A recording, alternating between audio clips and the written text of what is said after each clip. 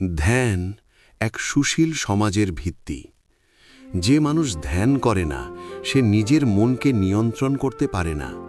মনকে নিয়ন্ত্রণ না করতে পারলে মানুষের লোভ, স্বার্থপরতা, রাগ এসবই তাকে প্রভাবিত করে এবং সে ভুল পথে চলতে থাকে। কিন্তু যে ব্যক্তি ধ্যান চর্চা করে সে নিজের মনকে নিয়ন্ত্রণ করতে পারে, কোনটি সঠিক তা বুঝে সঠিক পথই বেছে নেয়।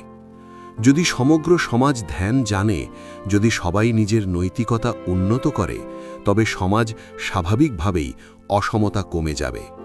সৌভাগ্য সম্পন্ন গরিব মানুষ উন্নতি করতে পারবে, নৈতিকতা সম্পন্ন ধনী মানুষরা গরিবদের সাহায্য করবে।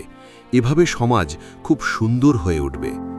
আমরা ধনীদের নিচে নামিয়ে দিই না, বরং গরিবদের ওপরে তুলতে সাহায্য করি।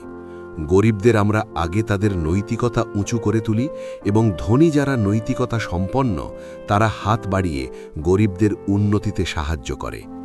এমন একটি সমাজ সত্যিই সুন্দর, যেখানে ন্যায়সঙ্গত আইন রয়েছে, পাশাপাশি মানবিক, কোমল, নমনীয় নীতি রয়েছে, যাতে মানুষ একে অপরকে সাহায্য করার সুযোগ পায়।